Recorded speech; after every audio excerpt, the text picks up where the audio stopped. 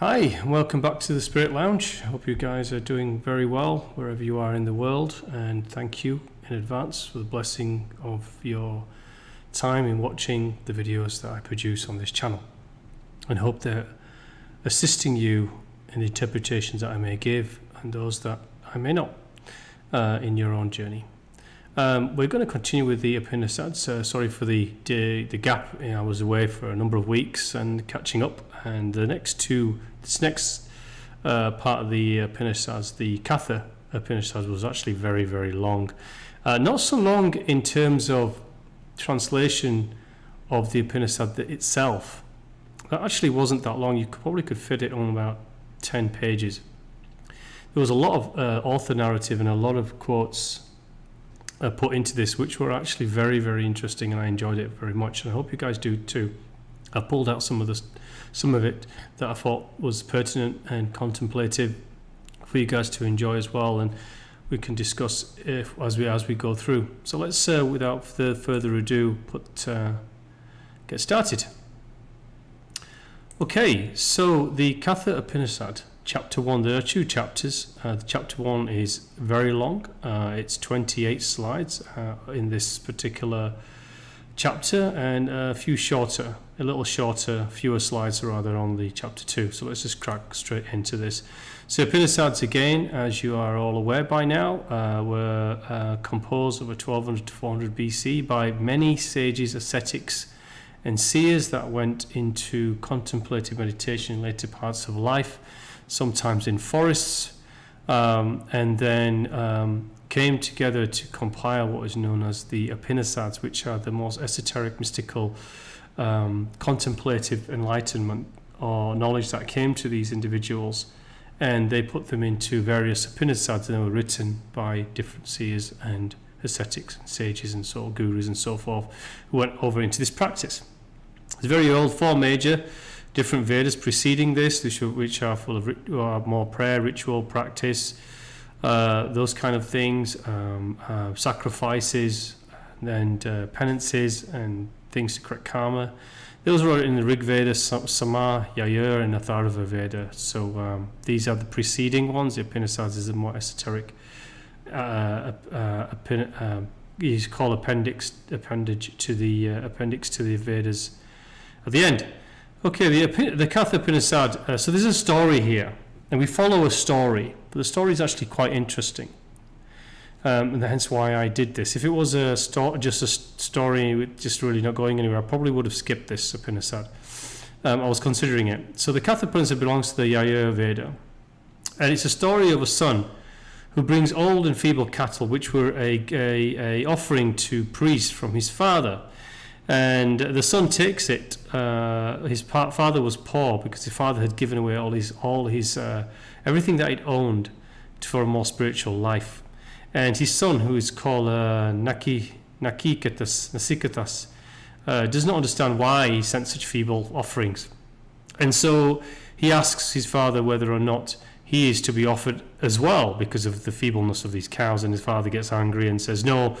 And his anger says, I'm going to send you to death, who is the name of death is Yama, or Yamarāja, is a deity of death. And this son takes it literally and then goes away and goes to find Yama and waits for him. And Yama returns and sees Naciketas sitting there for 3 days without food or water, and then as a guest would be offered, and calls him,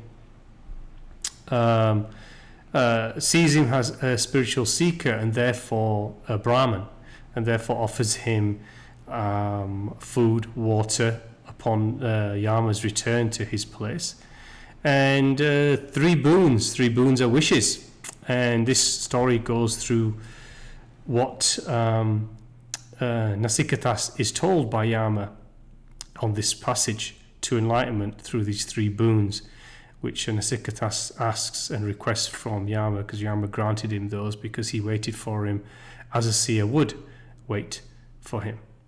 Okay, so Naciketas and his father, Vajrasvasana, gave away all that he possessed. He had a son named Naciketas. So this is what I mentioned before. His father, Vajrasravasa, gave away all his earthly belongings, and therefore he only had feeble cows. And some of the notations from it says the Upanisads leads us to a higher goal, and that's the whole point of the Upanisads. In fact, all spiritual texts from all over the world, as we will go through, they are leading us to achieve a higher goal. What is that? That is, as we've always said, to reach and reconnect with the divine grace through ourselves. That is the passage that we've always pushed, and all the teachings, all the passages, all the parables are directing us to this one goal. And it says, "He who is free from desire beholds him, in order to secure his spiritual interests." Naciketas means one who does not know and therefore seeks to know. So Naciketas' name is the meaning of a seeker, one who seeks to know. And it goes on. As the gifts were taken to the priest, faith entered. But a mere boy, he thought, worried about the nature of the gifts. The boy was worried about taking these cows. These cows, the water has been drunk, the grass has been eaten, the milk has been milked, the strength has been spent, and they are joyless. Who presents such cows, no longer able to eat, give milk, or carve? So Naciketas reveals some enthusiasm of youth to this priest, and the inadequacy of formal ritual, or soulless ritual as he sees it through these feeble cows. And the notation is that true prayer and sacrifice are intended to bring the mind and will of the human being into harmony with the great principle. I'm in favor of this, of prayer. Some people do not believe prayer is of any consequence. I'm not in that place. It doesn't mean that those who don't have a lesser journey. Not at all. They just achieve the path a different way. But for me, prayer is important because it's your conversation with God, as with the divine grace. In prayer, as you do in your quiet moments, as you speak out aloud in your mind, within your heart and in spiritual space and in your mind, as a Trinity, you speak silently within to the divine grace in your own private moments. And in contemplative silence is also a conversation with the divine. And these are what prayer is for, and sacrifices. Sacrifices, I don't believe in the sacrifices of other things. We make sacrifices in the journey as a whole of material things, of desire-driven aspects of ourselves, tend to drop down considerably in some cases, where it starts to bring the mind to a higher level of contemplation. You move. You are in this earth plane, but you move your energies beyond humanness, and you start to traverse the life with a more spiritual quest, as it were. And he said, "Father, to whom wilt thou give me?" So this is what he's saying to his father. And he repeated this, and the father said, "Unto death I shall give thee." So the father's angered by, first of all, the repeating question from the son. Should I be given as a offering also? And it's the notation is suggested the boy should not be so impertinent. The boy earnestly wishes to make himself an offering and purify his father's sacrifice. He feels as his father gave away all that he owned also means giving away his son. He takes his father's words literally. So the son is confused by the feeble of offering, but remember, it's not so much the offering. It's not so much what the offering is. It's the meaning to offer those things to priests at the time when the Vedas were written. And the son doesn't quite understand this. Says, I, God, as the first. I go as the first, as the middling. So he's talking about himself. So he is a middle son, or son, and he's a middling. This means goods of medium grade. So he refers to himself as a medium grade. And what duty towards Yama will he accomplish through me? In other words, fulfilling his father's request. So he's going towards Yama, taking his father's words literally, falling to find Yama, God, and the Yama deity of death, and finding out where he is to offer himself to him. And the notation here is human life is at best transitory, which it is. It's a transitory vehicle. Rebirth is a law of nature. Like vegetation, seasonal is a seasonal round of birth, growth, maturity, decay, death, and rebirth. This is reincarnation.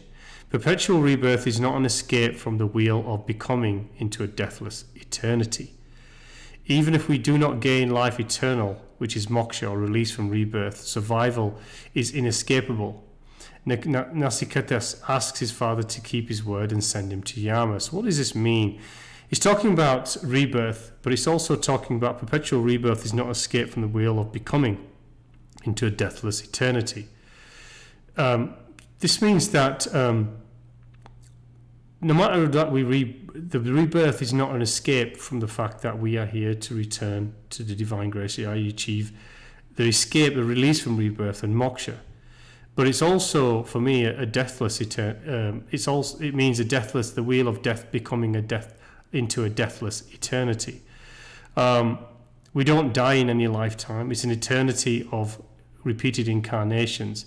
And a deathless eternity also means reconnecting to our spiritual selves, which is saying we do not gain life eternal, as it is survival is inescapable. The physical death may occur, but the spiritual force is eternal and infinite, therefore survival is inescapable. Okay, Naciketas in the house of death. This is in the Yama's realm. As Brahman enters into houses, to him this peace offering, bring water, son of the sun. So Yama returns and offers hospitality to Naciketas because he's been waiting there for 3 days, 3 nights without food or water patiently for Yama. And then Yama receives him as a Brahman, as a person of spiritual quality, and then gives him offerings as you would do if someone you revered visited your home. Hope, expectation, friendship and joy, sacrifices, good works, cattle and all are taken away from a person of little understanding in whose house a Brahman remains unfed. So this is the principle in which Yama is following, having seen Naciketas in his home. Yama addressed to Naciketas, guest, you stayed in my house without food for 3 nights. I make obeisance, which is a gesture of expressing deferential respect to someone. Brahma is referred to as Naciketas. In return chose thou 3 gifts. These are 3 wishes and boom. So Yama is offering him 3 wishes. I will say Naciketas' first wish. Gautama, my father. So Gautama is always the learned one or one older. Anger gone, may be gracious of me, he says to Yama. O death, recognize me, as my father does. So that he first wishes that his father is not angry and is gracious to him on his return and recognizes him as Yama does. And greet me when set free by you. Could also mean set free by Naciketas' words too. So Naciketas can also be set free by his boons that are coming in terms of spiritually free. Yama said, of old will he recognizing 3. Through my favor will be sleep peacefully, anger gone, seeing thee released from the jaws of death. So he's saying that the wish will come true, the wish will be granted to, that his father will be peaceful, will be anger, will be gone, and recognize thee with love and serenity, as because he will be released from Yama after the 3 boons. He who has lit the Naciketas fire thrice, associating with the 3, performs the 3 acts over birth and death, knowing the son of Brahman, omniscient, resplendent, adorable, and releasing. So what is the 3 acts? So Naciketas fire. So fire is known as the entry into manifestation. Fire creates. It's the force. Fire is regarded as a force. This is talking about who has lit the Naciketa fire thrice. This is 3 times. Are you doing the 3 practices associating the 3, which are performing the 3 acts? And the associated three are the father, mother, and teacher, or acts could be sacrifice, study, and alms giving. So we could be sacrificing the life to a spiritual life, study of spiritual esoteric texts, and alms giving, which is giving to the poor and being charitable. And also the father, the mother, and the teacher, which are three aspects of spiritual life within the Vedic principle. A knowing son of Brahman is Agni, fire. Fire is second to Indra or Hiranyagarbha. Hiranyagarbha is the creator of the world, the deity of the creator of the world. And Agni is the fire force of that manifestation. And two characterized thought of the Upanishads: loyalty and tradition, and the spirit of reform. So these are traditional things of the Upanishad, which is loyalty, staying loyalty to the teacher, to the father and the mother, following tradition, and also the spirit of reforming continually to evolve. And you repeat rites, formulas originally instituted, and authority from the antiquity. So it's saying that because of the age of the Vedas and the rites and the formulas and rituals that it espouses, this gives it the authority due to its antiquity. Okay, Naciketas' second wish. Naciketas said, in the world of heaven there is no fear, whatever thou art not there. Leaving sorrow behind, one rejoices in the world of heaven. Thou knowest, O death, that fire, which is sacrifice, the aid of heaven. Describe it to me, full of faith, how dwellers in heaven gain immortality as my second boon. So he's asking the question, his second boon, his second wish. How dwellers in heaven gain immortality. How is immortality gained? Because there is no fear in the world of heaven. Whatever thou art not there, which is fear is not there, leaving sorrow behind. So Svarga is an esoteric loka and plane. It's a part of manifested universe. Immortality may be endless. Sooner or later enter into that form which is merged. This is basically talking about the esoteric plane of the manifested universe. It's more of a spiritual plane. I mentioned this because it does mention it in the text quite a bit. Okay, the next part of the text. Yama said, knowing well as I do that fire aid to heaven, learn it of me. Fire to be the means of attaining the boundless world, the universe, as abiding in the secret place of the heart. So this is the fire of the spirit. The spiritual fire is locating in the area of the heart. And in notes I've put here, indicates that the ultimate power of the universe is also the deepest part of our being, which is true. The deepest part of our being is the spiritual force. The spiritual force is from which the ultimate power of the universe comes from. Below empirical life of imagination, will and feeling is the ultimate being of man, unmoved and unchanged. When on the surface we have a fleeting play of outward faculties, discursive thoughts or contemplation retreat into the soul. Let me skip this next comment here. I've put here, spirit soul does not have to be differentiated. Soul is an expression of frequency, energy, and intention and direction. You can either sell the soul to the devil or not. So I'll just go on to here. Retreat into the soul, a witness of the spirit within. So what is this saying? This is talking about when on the surface we have fleeting play of outward faculties, discursive thought and contemplation, retreat into the soul and witness of the spiritual within. So this is talking about when we starting on the journey, the spiritual enlightened journey, we have fleeting outward experiences. We have fleeting, what we feel are outward experiences, but actually are the inward experiences expressing them to us, to our senses outwardly.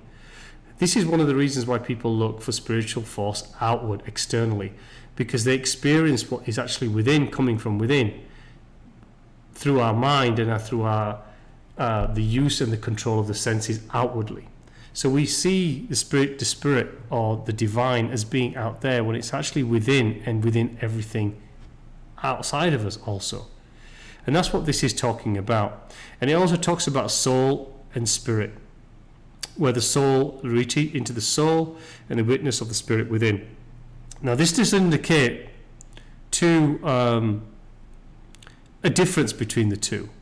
I don't espouse for the soul or the spirit either. There's only the divine spirit. We can separate it if we wish to be academic about this. But as I said before, if we do wish to look at the soul and look at the spirit as two different things, we can see them as the following. The spirit is the divine breath. It's the light and the force that animates us, that is eternal and infinite and incarnative. This is the breath of the divine grace.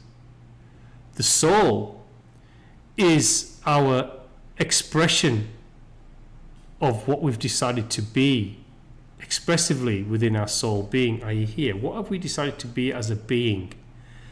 And our frequency, our energy, our intentions, our direction in life, our actions, words, thoughts, and intentions in life. This is a soul expression. The soul can go any direction it wishes. It can either move itself towards the spirit within, or it can move itself towards different directions, towards mind, or towards darker practices. This is where the saying, you can sell your soul to the devil. You cannot sell the spirit to the devil because it's not possible. The devil, or darkness, or Satanism, or Luciferianism, is an action, is an act, it's a choice. You can sell your being, your intention, your direction in life, which is your soulful expression of what you're becoming. That soulful expression can be a mirror of the spirit, or it can be a mirror of the ego. Now that is a choice. So you can either choose to sell your soul to darkness, or choose to move your soul to light. This is a choice of left and right movement within the soul area. For me, it really doesn't matter about the soul. You move directly only to the spirit in a spiritual journey and path. So for me, there's only one direction that's connecting to your spirit within. The Trinity of the spirit, the heart, and the mind, and the body is the shaft. And that is the only thing that I consider as real. The soul for me is something that we can add in to help us understand things, and somewhere to place the meaning of selling the soul. But it's the spirit which we are, and that is what we must seek. Okay. Yama described fire is the beginning of the world, and what kind of bricks are to be used in building the sacrificial altar. How many and in what manner? Naciketas repeated, all that just as it has been told. Pleased with him, Death spoke again. And it's in the beginning of the world. Agni is identified as the Prajapati, or the creator. It's a creative force, in other words. Fire entered the universe and then assumed forms. And this fire is the Arka, the world are its embodiment, in other words. So the world, the fire came into what was called entered the universe, and then forms were formed from the manifesting fire, Agni. So Yama, extremely delighted, said, I give thee here today another boon. So this is saying, Yama described fire, the beginning of the world, what kind of bricks are to be used in building the sacrificial altar. How many and in what manner? Naciketas repeated all that just as it had been told, pleased with him. So he's basically happy with what this meaning is. He's giving him how those that are internal in heaven reach immortality, and he's basically referring to him to the creator Hiranyagarbha, and also the igniting fire that came into the universe and embodied matter and form within it. And he's given him another boon, which is another wish. So he's pleased with the conversation Naciketas is having, and he's given him another wish. By thine own name will this fire become known. Take this many-shaped chain, and the chain is a road that leads to wealth, precious stones, productive of many fruits. And it says, who has lit the Naciketa fire thrice, associated with three, performs three acts, crosses over birth and death, knowing the son of Brahma, omniscient, resplendent, adorable, and releasing him into peace. So he said, a wise man who has sacrificed. So you can't see all of this. Let me change this a little bit because this is not changing on the screen there. So let me make sure the PowerPoint presentation is not cutting off at the bottom. Excuse me. It seems to be cutting off at the bottom here. Okay, here we go. Let's go through that one again. A wise man who has sacrificed. I'm not sure why that is not showing on the screen. Apologies for the cut off here, but it seems to be cut off. It says, wise man who has sacrificed thrice to Naciketas and who knows this thee, and so knowing performs meditation on fire, throwing off the bonds of death. Sorrow rejoices in the world of heaven. This is thy fire. It's a sacrifice. To heaven thou hast chosen for thy second boon. This fire people will call by thy. So I can't read the bottom of it, it's cutting off. So he's basically talking about the fire of manifestation. He's talking about meditating on creation itself and unraveling the secrets of manifestation, and therefore releasing oneself from the bonds of death. Death being, for me here, is talking about reincarnative life, which is basically death, and releasing the sorrows and embracing the rejoices of the world of heaven. It's fairly convoluted, but this is what it's trying to say. Then he goes on, wise man who has sacrificed. So it goes on here, this is what is missing. This is thy fire, sacrifice to heaven, thou hast chosen for thy second boon. This fire people will call by thy name only. Choose now a third boon. So he's asking him to choose his third wish. So the notation here from the text is, whoever sacrifices to Naciketas fire, which is the Agni, the fire god, is the one through whom offerings in a haven are rooted, because fire is considered to be the mouth of the gods. So in lots of Hindu practices, particularly around weddings, you go around a fire. There's a lot of fire involved in lots of ritual, and they throw things in fire as offerings, them being the mouth of the gods. So they throw offerings to deities into this fire in many, many rituals of weddings, rituals of death, when someone dies, and other rituals as well. There's lots of fire that is in the center of a room, and offerings are given into and thrown into this fire.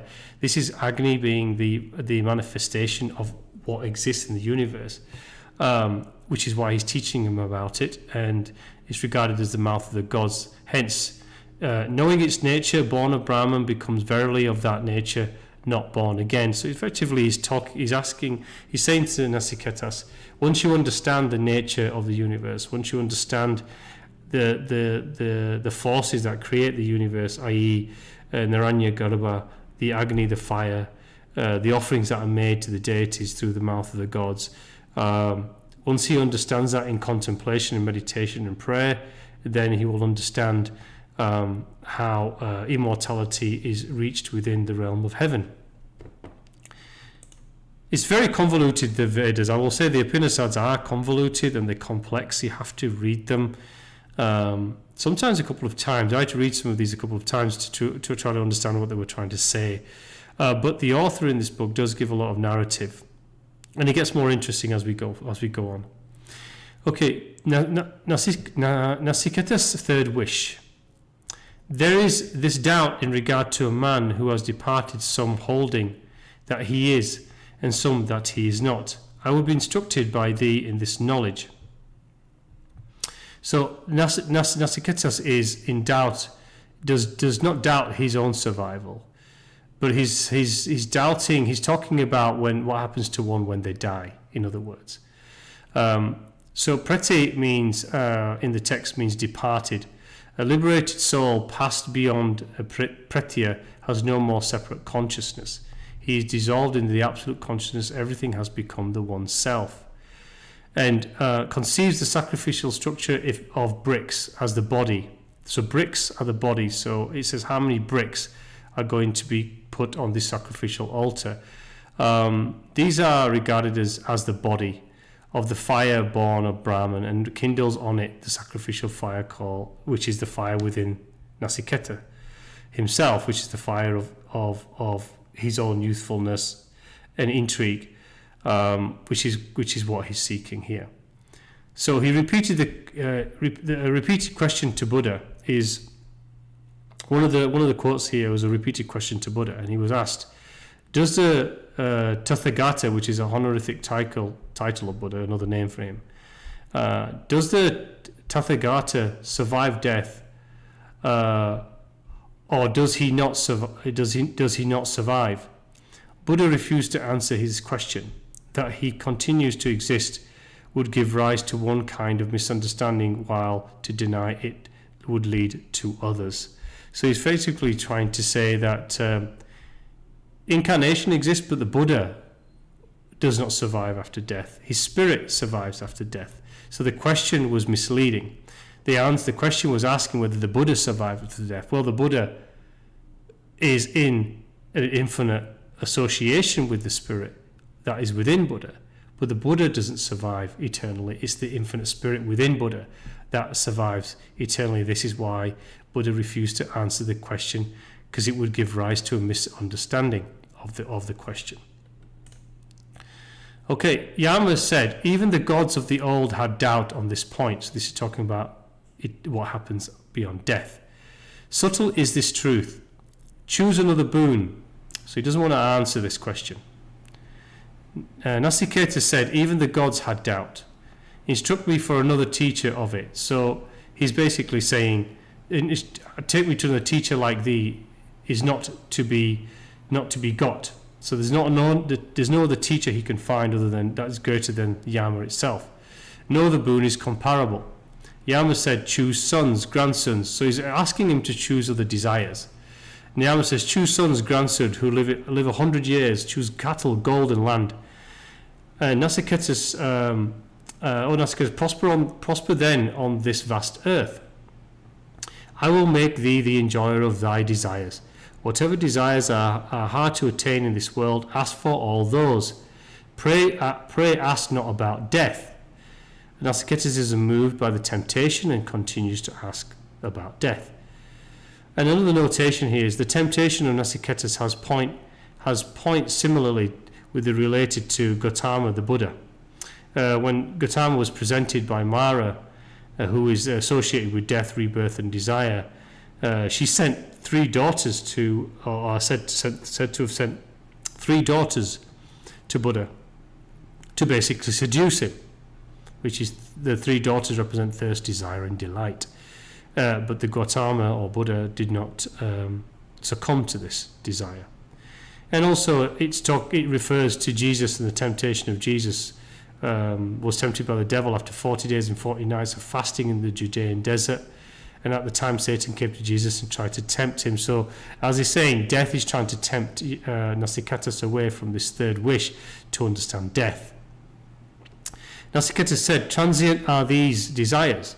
Yama, all life is brief. Thine be the chariots and the dance and the song. So what here Naciketas is portraying the human aspiration to reach the eternal as the goal. Because man is not content with wealth. Shall we live as long as thou art in power? That alone is the boon chosen by me. So he's asking about death and the beyond, and to live within the beyond like Yama. So another comment here was made that the earthbound philosophy that makes man the end and the aim of life. So if we are bound to material things, if we identify and associate only with science, the mind, the ego, the material, the earth, the human experience, then that philosophy becomes the only aim of life. That's what this is saying. It has no value. Wealth and life are impermanent. Naciketas asks for self-knowledge. He's asking for knowledge. First of all, he asked for that his father would live in peace and not be angry anymore and receive him well after he's released from the company of Yama. Secondly, he wishes to ask about how life is eternal and how the eternal is manifest and how manifestation comes about. And now he's asking about death. So he's asking for self-knowledge. Beyond the power of death, He is certain of our continuous. So he knows there's a continuation beyond death, otherwise he wouldn't be asking about it, in this cosmic cycle presided over by Yama, Yama being the one that takes one to death. Naciketas is doubtful about, what Naciketas is doubtful is the gods have doubts in regard to the state of liberation. There are no real, so I'm going to say here there are no real demigods, because I don't recognize any demigods. I only recognize the all, the divine grace, and the source of all that is. That is all I recognize, but there are many, many demigods and associated deities out there, and those who profess themselves to be the divine grace are not. And that is just a comment from me. So having approached the undecaying immortality, what decaying mortal? Who knows and meditates on the pleasures of beauty and love will delight in an overlong life. So he says anyone who knows here below the joys of immortal life cannot be attracted by earthly life. This is what it's saying. So undecaying immortality is the spirit, and the decaying mortal is the body. And it says, tell us that about which they doubt. So Naciketas is talking about the deities, and he believes that they doubt, that they understand death. There is the great passing on. It penetrates the mystery. No other than that does Naciketas choose to understand. And then he talks about the two ways. This is Yama. Yama's conversation continues in earnest here. Yama said, different is the good. Indeed is the pleasant. With different purposes. Blind a man, it is well for him who takes hold of the good. He who chooses the pleasant fails in his aim. So the highest aim is not pleasure but moral goodness. This is what he's talking about, choosing the good. Plato actually also said, in every one of us there are two ruling and directing principles, whose guidance we follow wherever they may lead. The one being an innate device of pleasure, the other an acquired judgment which aspires after excellence. So this is also talking about the good and the pleasant. Yama goes on to say, good and the pleasant approach a man. A wise man ponders over them, discriminates, chooses the good. A simple-minded man, sake of worldly goods, prefers the pleasant. So Heraclitus, which is a Greek philosopher in 500 BC, said, oxen are happy where they have peas to eat, for the best men choose one thing above all else, immortality, glory above transient things. Okay, and there's some more quotes here. Yoga Ksema is a philosophy, and it states in the Yoga Ksema philosophy, the indispensable condition of spiritual wisdom is a pure heart. Now, we always say this, the spirit is next to the heart. We have to go into the heart space and the spiritual space within our path and journey and connect our mind as its partner. It distinguishes between the elimination of faults and the acquisition of virtues, which are the results of karam, and contemplation of the divine, which is jnana, which is divine knowledge inward. Cassian, which was John the ascetic, and John Cassian the Roman, was a Christian monk and a theologian celebrated in both Western and Eastern churches for his mystical writings. And he wrote, what divides spiritual knowledge into practical and theoretical, and argues that we cannot strive for the vision of God if we do not shun the stains of sin. Illumination and union follow purgation of the process of self-discipline. So this is effectively saying the removal, not necessarily of sin, is the attachment to the material and the matter realm. This is the purgation, and the process of self-discipline meaning that is the sacrifice that we make, and the self-discipline is the practice in which we start as an endeavor. Okay, the conversation continues with Yama. Thou, Naciketas, has rejected desires, which is offered before, has not taken the way of wealth, where many mortals sink. Widely apart are these, ignorance and what is known as wisdom. I know thee, eager for wisdom. Many desires did not distract thee. So he's commenting that he is really seeking wisdom, because the desires that were offered to him openly by Yama he didn't accept. In the midst of ignorance, wise in their own esteem, thinking themselves to be learned. Fools, like blind men, led by one who himself is blind. Can be one's ego and following not always another person. So this is talking about those who follow those who profess to know truth, the reality, but it also can be us following our own ego into blindness and ignorance as well. Okay, and in Matthew 15:14, which was also quoted here, let them alone, they be blind leaders of the blind. And if the blind lead the blind, both shall fall into the ditch. Which is true. You should let them alone. I like this first part, let them alone. The blind leading the blind is an obvious one we've heard many times. Let them alone is a true statement. We are not here to preach and force our understanding onto anyone else. So we should let all alone in their own passage and journey, and just observe if that's what's needed, or walk away. But it's not to force teaching onto someone who's not ready. Okay, the conversation continues. What lies beyond, not to the simple-minded? So saying, careless who is deluded by the glamour of wealth, thinking this world exists, there is no other. He falls as again and again into my power. So this is talking about reincarnation and repeated death and life, repeated death and life, and so on and so forth. He who cannot even be heard by many, who many even hearing do not know. Wondrous is he who can teach him, and skillful is he who finds him, and wondrous is he who knows even when instructed by the wise. So Naciketas is complimented by Yama as a seeker in this passage. The task is very difficult, for subtle is the nature of the self.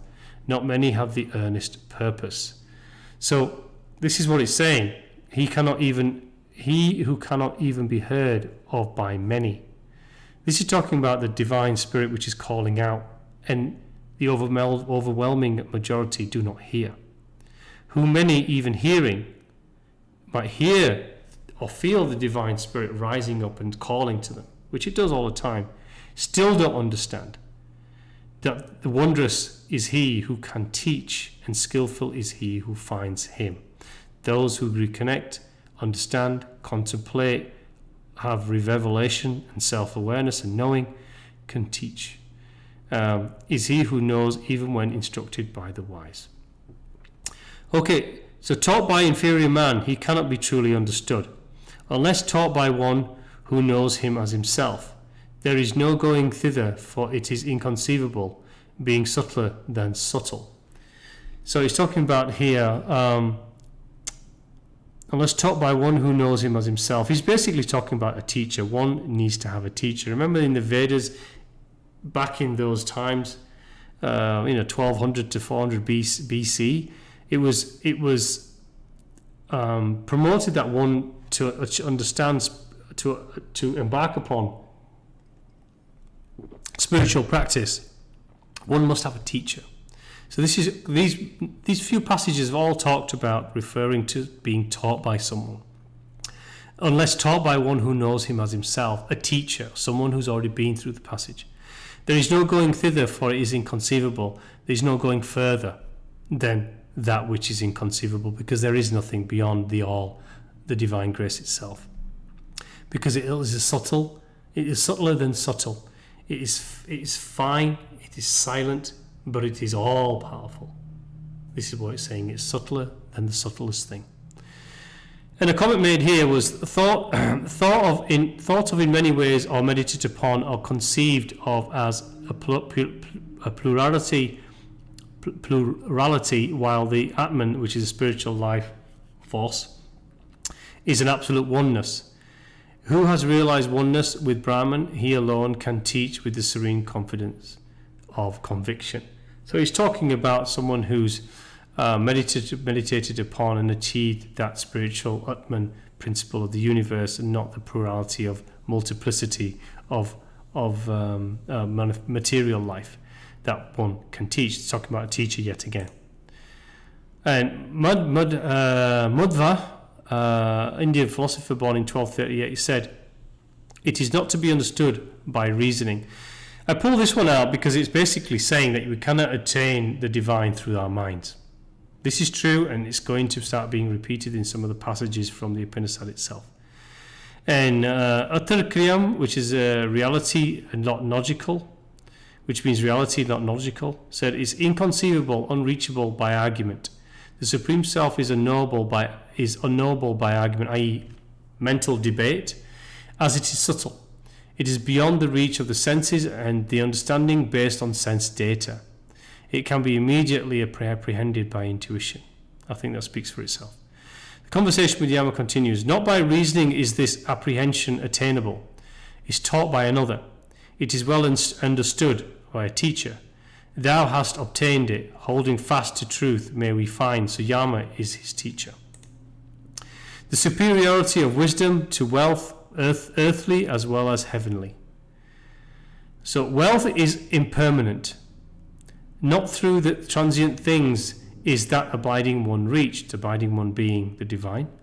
By me is laid the Naciketas fire, and by impermanent means I have reached the everlasting. Sacrifice all transient things is the eternal attained. This is what it's basically saying. And it goes on, the fulfillment of all desire, the support of the world, the endless fruit of rights, other shore where there is no fear, far stretching the foundation, thou hast steadily let them go. So he's talking about another shore. This does expand further on in the Upanisads. He's talking about the other river, the other side of the river.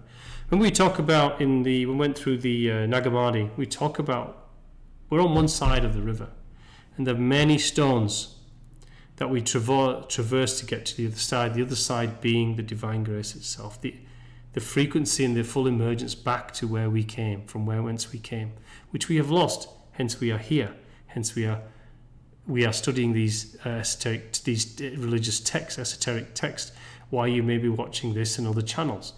We are on the other side of this, or we've stepped on one of those stones across the river. Now, each one stone has a different purpose for us individually, depending on our journey. And this is talking about getting to the other side, the other shore where there is no fear, which is basically where there is eternity, immortality, no fear, fulfillment, peace, tranquility within the light, within the energy and the frequency of the divine. Okay, apprehension of the Supreme through Adhyatma Yoga. Realizing through self-contemplation that primal God, difficult to be seen, deeply hidden, set in the cave of the heart. Remember, the heart, space, and the spirit are one. Dwelling in the deep, the wise man leaves behind both joy and sorrow, which are the dualities of feeling. Okay, and some comments made here. This is largely comment on this slide. And it says the divine is hidden, or the one that we seek is hidden because we to get behind the senses, the mind and understanding to receive it. It is the very ground of the soul. The Buddhists say that every creature has a possibility of becoming a Buddha. This is true. Remember, everything has the divine breath within it, otherwise it would not exist. Even down to the subatomic particle and even beyond that. Everything has the divine within it, and everything can manifest itself ultimately into a Buddha. A Buddha is one that has reached a revelation, reached the nirvana, reached that self-knowing to be able to release oneself from the cycle of rebirth. In other words, or pass that ring, not pass. If you want to study that and understand what that is, it's a ring, not pass. It's something to describe this energetic ring, the spiritual ring, in which if one's frequency has not been expanded beyond it, we do not pass through this ring. We do not pass this invisible spiritual layer, which we call the ring not pass. Hence, the reincarnation cycle is then something that we get cycled in, if you like. When we get into the inner being of the spirit, we are in an immediate relationship with the internal. If we identify ourselves with what is determinate, we are subject to the law of determinism. What is determinate? That is basically physical matter, manifested experience. That is determinate. And in Galatians 5:18, this was pulled out. If ye are led by the Spirit, ye are not under the law. I would say any law other than that of the divine itself, the law of creation, destruction, and transformation, the law of our own free will, our spiritual light. And again, yogic principle saying yoga is the yoking, which is work without stopping, yoking, one's essential, which is work without stopping on one's essential self. It is the practice truth. It is the practice truth which is different from the ordinary process of cerebration, which is brain thinking. So it's using some very old words of yoking and cerebration. So it's saying that persistence and faith and repeated practice is the way to the essential self. And it's different to that of cerebration, which is thinking or mental, logical approach to trying to understand or connect with the divine. And Buddha in his life teachings called the Final Triumph say, never again shall thou, O builder of houses, make a house for me. Broken are all thy beams, thy ridgepole shattered. Ridgepole being that which holds up the house, the beams being that which crosses. And he's saying that never again, through his enlightenment, his nirvana, does he is released from the cave of this ring not past. He is released from this humanness, this physical realm of manifestation and creation and form.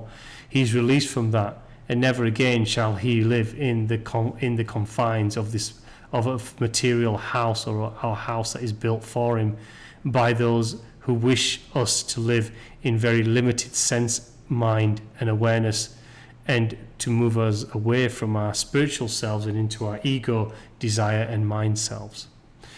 And Naciketas asks, tell me that which thou seest beyond right and wrong, beyond what is done or not done, beyond past and future. So this is talking about the deepest reality rid of all extraneous reality. So he's asking the Yama to describe to him the all, which is beyond all of these dualities of opposites that we experience in the universe.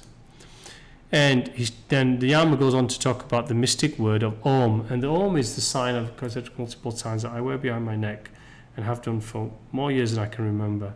And I never take it off. And for me, it's the sound of the universe. It's the sound of manifestation. It's the sound of the divine cascading its thought and its love across the infinite space of creation. Yama says that word which all the Vedas declare, which all the austerities proclaim, desiring which people live the life of a religious student, that word to thee I shall tell in brief, that is Om. And the comments here are saying the Supreme is the goal of all revelation, of all religious practices and austerities, which we've commented on before, which it is. There are three states of consciousness: waking, dreaming, and sound sleep. Now, this has a different meaning here. So, waking is where we interact with the physical world. Dreaming is the passage in between. And the sound sleep is the manifested Brahma within us. And it's the opposite way around, actually, in the Nagamadi. They reuse the term the other way around. The sleep is that of ignorance, and the waking is that of enlightenment in the Nagamadi. And it goes on to say, the comment, Om is the pranava, which is the controller of life force.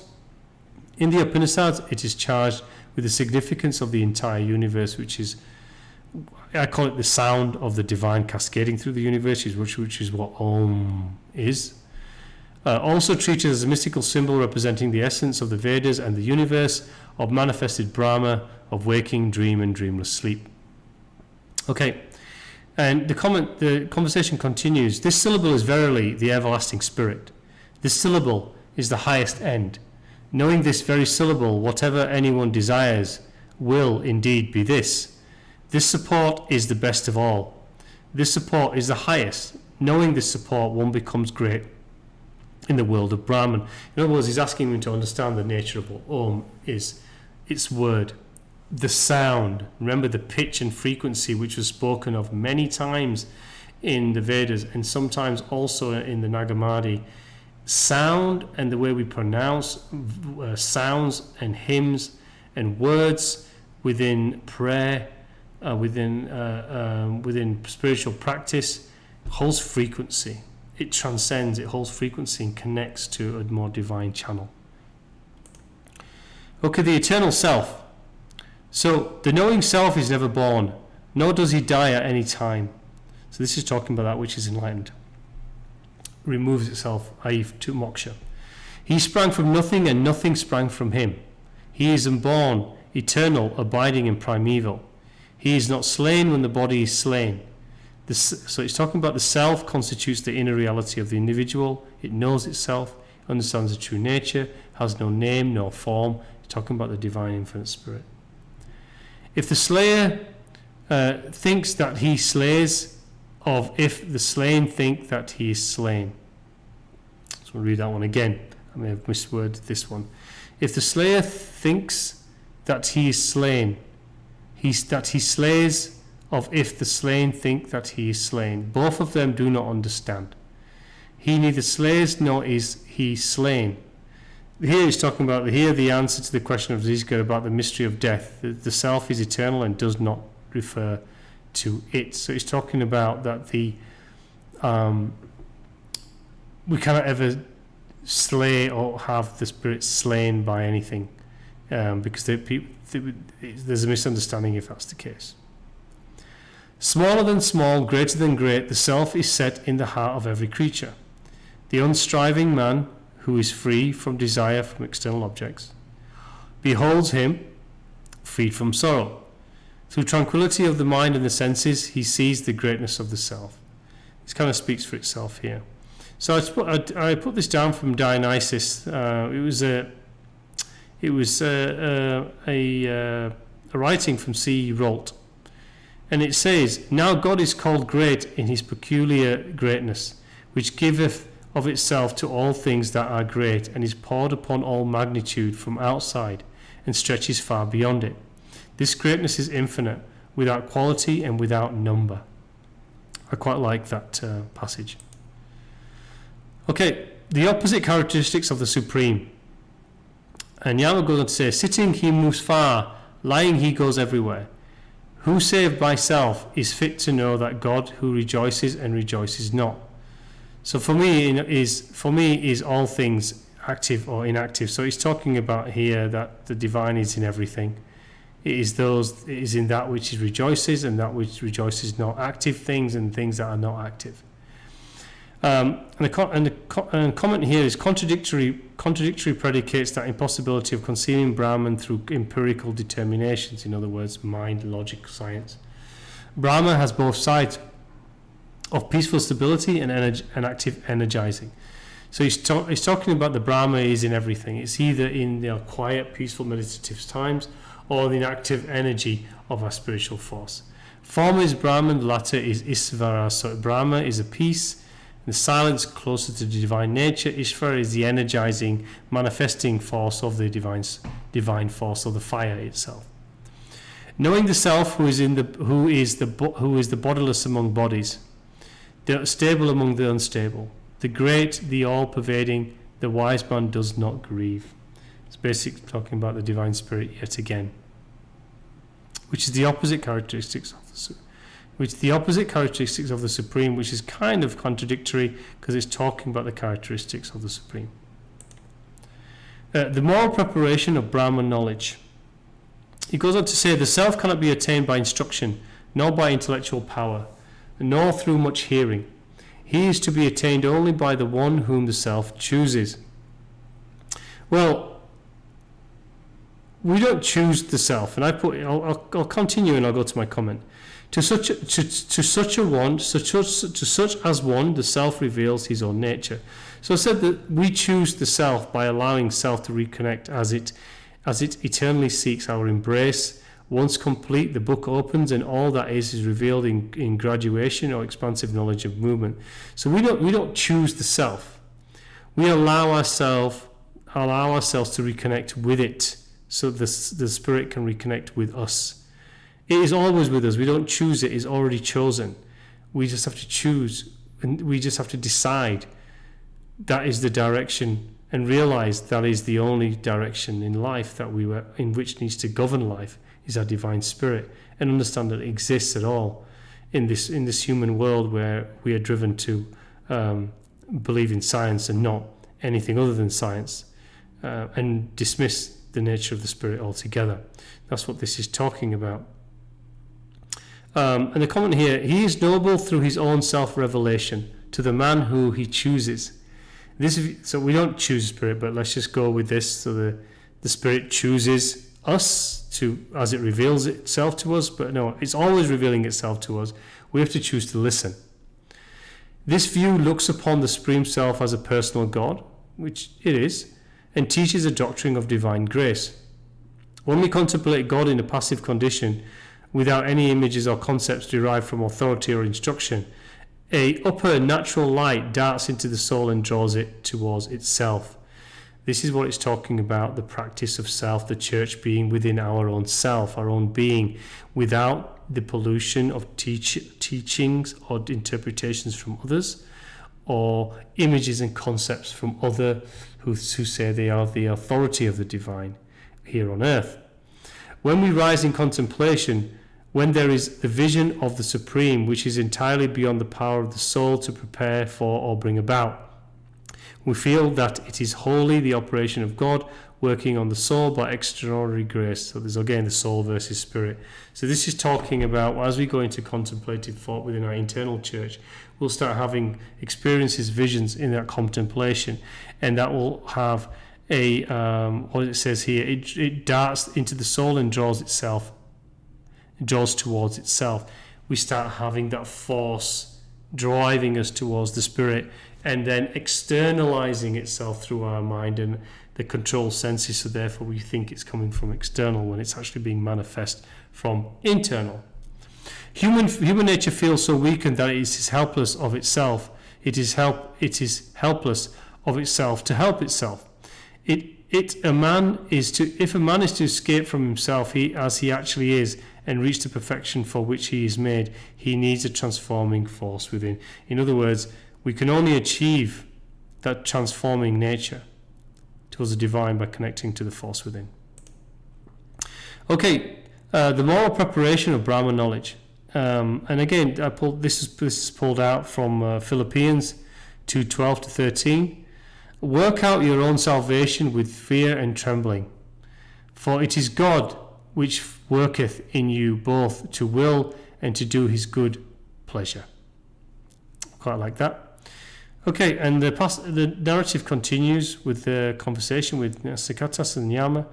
Not he who has not desisted from evil ways, not he who is not tranquil, not he who has not a concentrated mind, not even he whose mind is not composed can reach the self through right knowledge.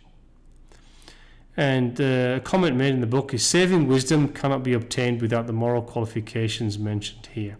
No one can realize the truth without illumination. That's true. We're always continually being illuminated. The revelation is continual. The returning down to the divine is continual. But until we start the passage and hit that contemplative dart of the spiritual force within us, we don't start receiving true knowledge and understanding the truth, the reality and self-knowledge, infinite knowledge through the divine book that metaphorically opens within us, through that, without that initial doubt of illumination. And without a thorough cleansing of one's moral being, the first place of ethical preparation is to cleanse our desire-driven aspects of ourselves, in other words. Mind and heart needs to be purged. Grace is open to us to accept or reject it. That's true. It always seeks us. It's up to us to accept or reject that which seeks us. He for whom, and so the conversation goes with Yama and Naciketas. He for whom priesthood and nobility both are as food and death is as a source. Who really knows where he is. Okay, the two selves. There are two selves that drink the fruit of karma, which is basically tendencies of recursive patterns that we recreate for ourselves and have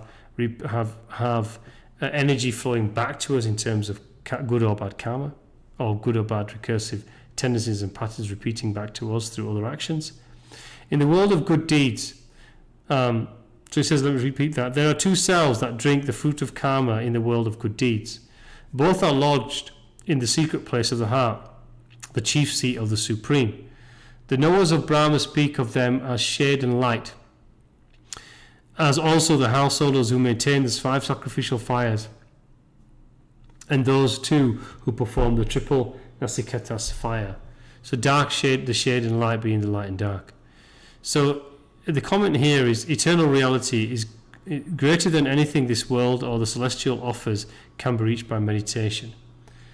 The celestial being the heavenly realm, the cosmos in which the deities are also represented by the planets and the star. But for the imperishable Brahma, for those who wish to cross over to the farther fearless shore, again this is the shore on the other side, that Naciketas fire may we master. In another two comments here, the Vedas are described as setu, which means a bridge. So the Vedas are described as a bridge. What that bridge is, what is that Veda? Well, that bridge, the Vedas are described as the knowledge that's needed to cross over the river, if you like, to the other shore. And the Vedas are used as a bridge to help you cross over. If one wants to attain a spiritual existence, one has to cross an ocean of nescience. The Vedas are the bridge by which to cross such a great ocean, which we pass from time to time to eternity. In the beginning, it is said that the sky and the earth were one. They became separated by an intervening river and sea of time and space.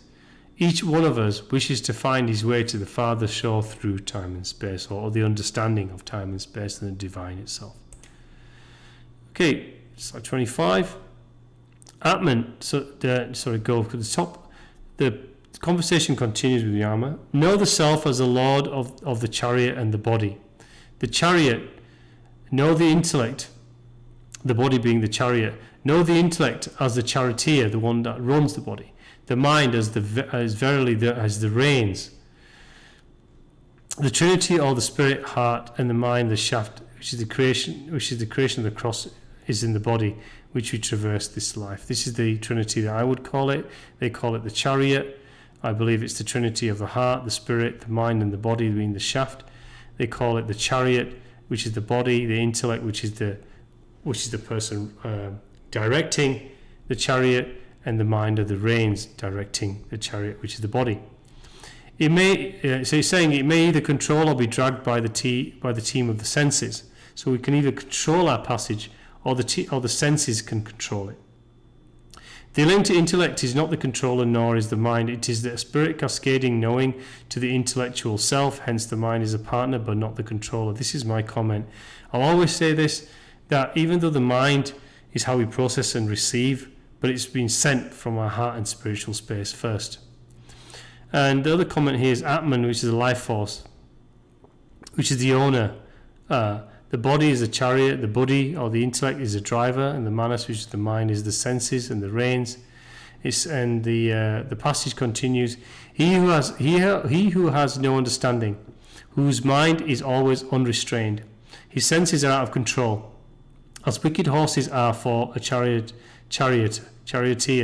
He, however, who has understanding, whose mind is always restrained, his senses are under control, as wicked horses are for a charioteer. He, however, who has no understanding, who has no control over his mind, is ever impure, reaches not that goal, but comes back to mundane life. It's talking about reincarnation. If we're not achieving that enlightenment in a life, we can be incarnating.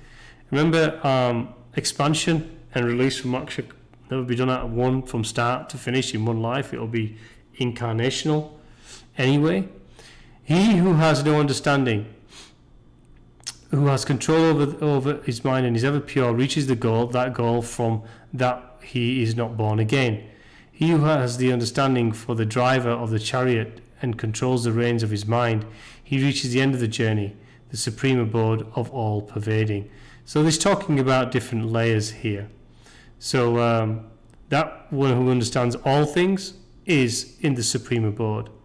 The other is just achieved release from rebirth. The other is understanding but not quite releasing the state of rebirth, and then you have the other one who doesn't understand anything at all. So there's 4 states here. The order of progression to the supreme. Beyond the senses are the objects of the senses, and beyond the objects is the mind. Beyond the mind is the understanding, and beyond the understanding is the great self. So it's talking about matter, mind, contemplation, and the individual self. The passage. And the comments here, the great soul of the universe is said to be the first. In the beginning was the chaos of waters. Now waters are used in the Nag Hammadi and in the Bible. The waters are, the Agni being the fire of manifestation into form, but the waters being that which nurtured life. And it's very prevalent in the Nag Hammadi series. If you go onto that series and go through that, you'll see the definition of waters there. Floating on which appeared Hiranyagarbha, the golden germ. So this is again talking about Hiranyagarbha being the golden germ. It is that which is dropped into the waters to then create the universe. The creator of the universe being Hiranyagarbha, the fire, entered the universe to create form and matter within it. Born of creation, and the creator of all of the human being, and is the soul of the universe. Excuse me. Okay. Golden light cast on the rich content of Prakriti, which is the nature source manifestation of crude matter. Fire being the life force behind that. And the narrative continues. Beyond the great self is the unmanifest. Beyond the unmanifest is the spirit. Beyond the spirit there is nothing. That is the end of the journey. That is the final goal. Nothing being the divine grace. Remember we talked about the real divine realm being a place of, it's a void of darkness, but within it is complete presence and love and belonging and home. But within it is the manifesting energy of everything. But it's a darkness, it's a silence, it's a peace, it's a tranquility. You just are, exist in it. You are of it. You merge into it. You are home.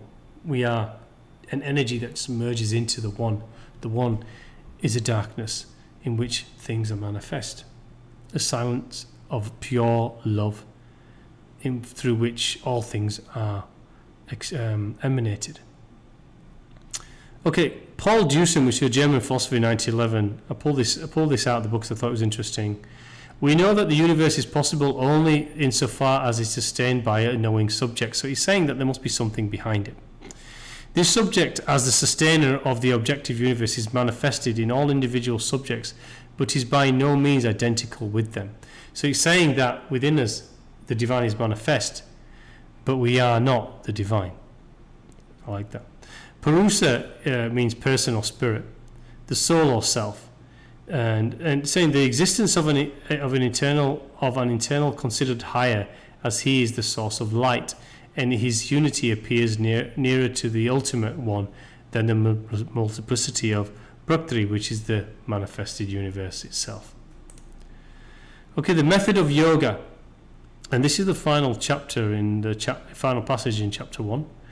The method of yoga, the self through, and the narrative continues, the self through hidden in all beings does not shine forth, but can be seen by those subtle seers through their sharp and subtle intelligence. The wise man should restrain speech in mind. The latter he should restrain in the understanding of self. So the mind should be restrained, not be looked at as being the conduit to the self. The understanding he should restrain in the great self, that he should restrain in the tranquil self. The soul must go beyond images in the mind, intellect, and concentrate of its own highest and deepest part, in other words. So he should restrain in the tranquil self, which is with the silent one within. Bishop of Birmingham, who is Bishop William Bernard Ullathorne, said this in around between 1806 and 1889. Let it be plainly understood that we cannot return to God unless we enter first into ourselves. Absolutely true. The narrative continues with Yama. Arise, awake, having attained thy boons. Understand them, sharp as the edge of a razor and hard to cross. Difficult to tread is that path, so sages declare. The self without a sound, without touch and without form. Undecaying is likewise without taste, eternal, without smell, without beginning, without end. Beyond the great, abiding, by discerning that one is freed from the face of death. So effectively he's saying to Naciketas, his final wish to understand death is that there is no death, there is only eternal life, there is only the silence that we have to reconnect to our peaceful infinite within, and that is the passage we must follow, which is a difficult passage to tread, as the sages say, and that is what he's talking about as death, i.e. there is no real death.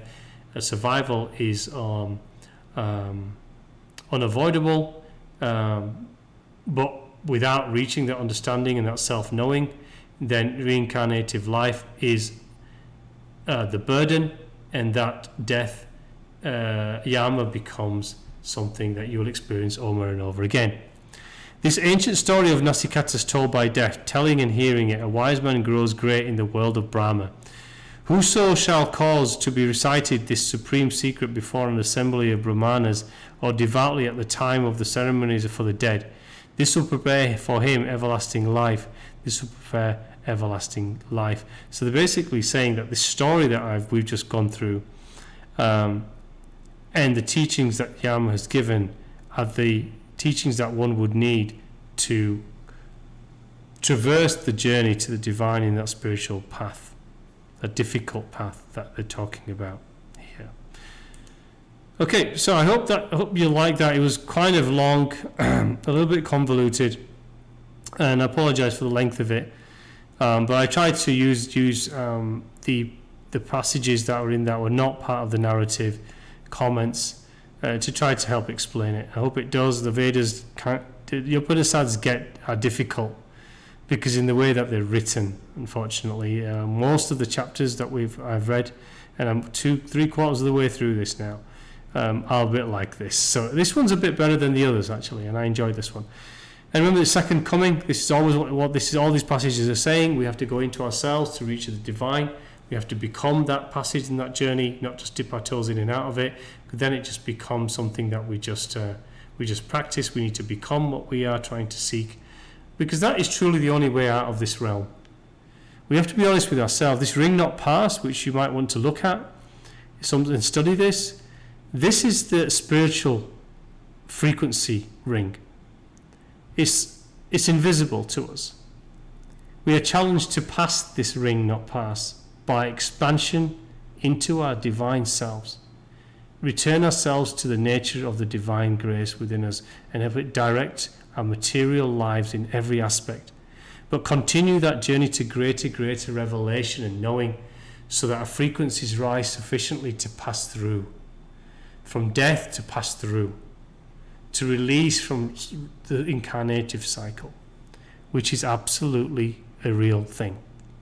And this ring not past must be elevated beyond. We're not here just to learn lessons. Lessons are merely our tendencies, our recursive patterns of behaviors, which is our karmic pattern. These are not lessons. We are here to change our patterns, because we will come back into them unless we change them. And this is what this ring not pass is. It's effectively the same thing. It's a release from rebirth. It's moksha. It's autogenese in the Nagamadi.